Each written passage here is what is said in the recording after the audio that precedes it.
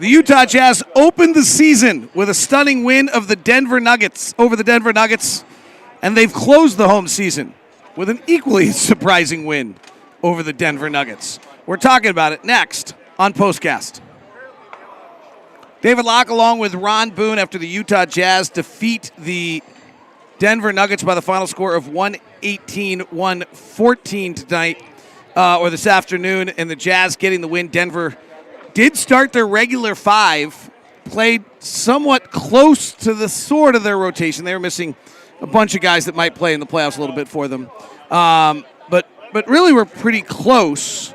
And the Jazz jumped out early. They won the first quarter 32-19. They then led by as many as 19. Then the Nuggets fired back, got to within 3 at the half. They took the lead in the third, and you actually kind of thought that was it. Okay, they've taken the lead. They've worked their all way back. Similar to the way on opening night when the Jazz jumped out by 20 and scored 70-some-odd points in the first half. You figure that they were working their way back, and that would be it, and then it wasn't it. Like, this tonight somehow seems like the perfect capsule for 41 nights of home fun this year. Yeah, the Jazz, great success at home. Averaged 118 points at home.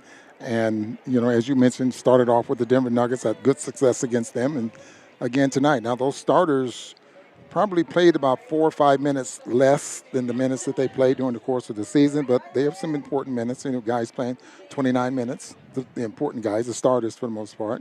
So it was a fun game.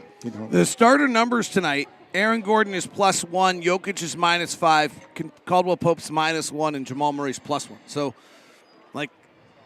now Jokic was sleepy. He was unengaged in the game. So I wouldn't want to. It's just really cool. We don't need to, I'm not going to make a bigger proclamation of, oh, look, the Jazz just played with the Nuggets. No, what's cool is that this just is the same thing we've seen for 41 nights at home. That a team that is seemingly undermanned and seemingly short guys just plays with an energy and a tenacity and a fight and plays in a system and in a method that allows them to compete every night. It just doesn't seem like they're out of any ball game. They were down 9. They lost, after losing the lead, went down 9. And as you mentioned, you thought it was over with. Continue to fight back, a couple of big buckets, and all of a sudden, we got a chance to win. So nothing's different than what we've seen all season long with this team. Will Hardy said it before the game that, it was an interesting night in the sense of, or, when asked about the night, well, hey, we got a chance to watch Ochai. He said a lot of focus on. We get to see Kris Dunn develop his point guard skills. We get to see Luka Samanic, who we just signed, but we get to see more of him. These guys were all played at a really high level tonight. Yeah. Agbaji took 25 shots tonight. Oh, my. And that's... He didn't take 25 shots for 3 weeks earlier this year. No kidding. And a variety of shots. Most of them was jumpers. And he did go to the basket a couple of times, got one shot blocked going to the basket. But, that jumper is something he's really improved on. Not only improved on, but he's developing a lot of confidence in it, to the point where he's not afraid to take it no matter where he's at. I think the next stage for him is getting to the basket, drawing fouls.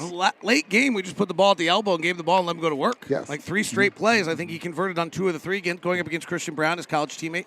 So against another rookie, against a rookie who was drafted 21st, he was drafted 14th. It wasn't like he was going up against Aaron Gordon. Again, so that's why I wouldn't make huge proclamations out about this night, but pretty neat experience to be able to give the ball to Ochai Agbaji late in the game and try to make him make plays. And crunch time. I mean, Right. these are valuable minutes. I mean, these are a time when the game is on the line, and you put it, and you have the confidence to put it into his hands and see what he can do.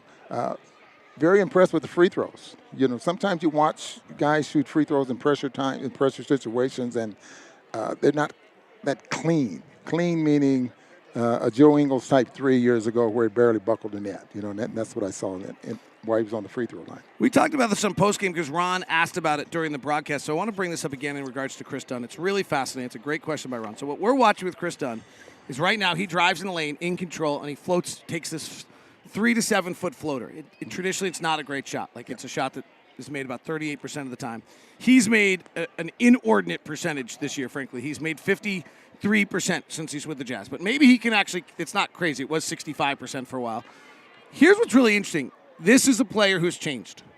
And so when people want to know, is the Kris Dunn we have right now sustainable to a future player? Well, he's dramatically different. When he was in Minnesota and Chicago in his opening 4 years in the league, he took 24, 26, 26, and 40% of his shots at the rim.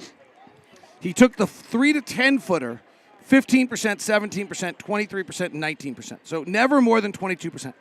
He's taking that shot 58% of his shots right now.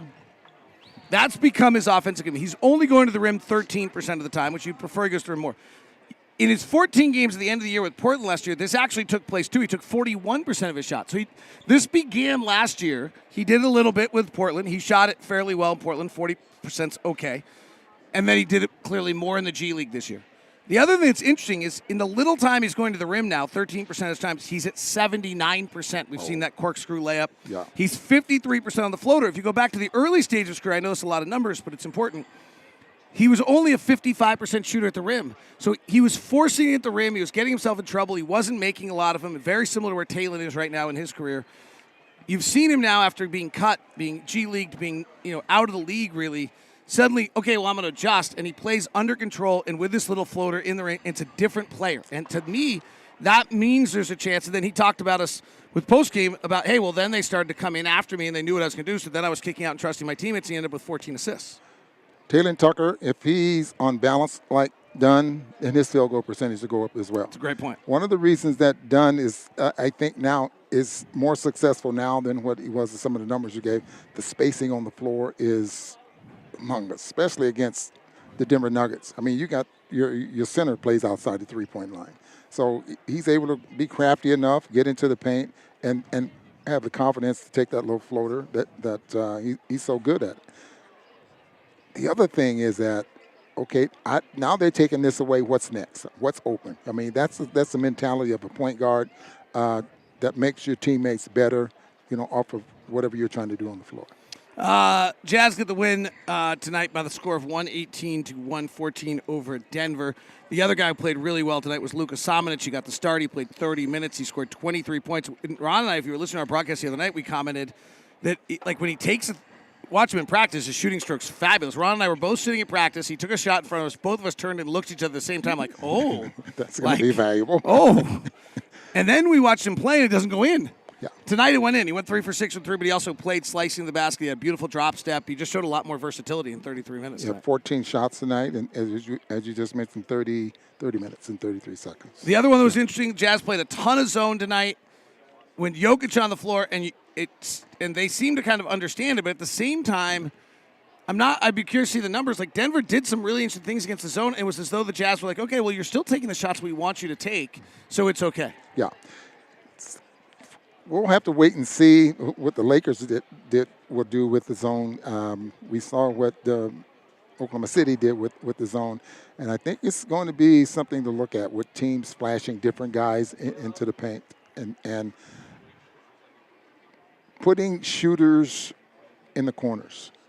So because that's what seems to be what the shot that they're giving up right now. Ron, Lacey thinks your hat deserves a star. She needs my hat. She likes my hat. She thinks it deserves a star. She's also worried about us because we have a plane to catch. She's right. Mm-hmm. They just told us it's a 5 o'clock plane, which is 40 minutes from now. We'll see if I can get the show up or not. Right. So who are your 2 stars? I got Dunn and I thought Agbaji. He had a very good ball game, and then the clutch free throws and the clutch play he had late in that fourth quarter.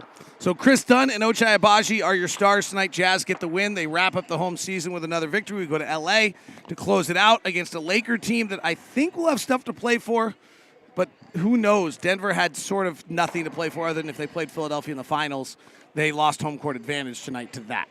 Jazz win it by the final score of 118-114. There's Ron's hat. I got so hot and bothered the sweater came off during the broadcast today.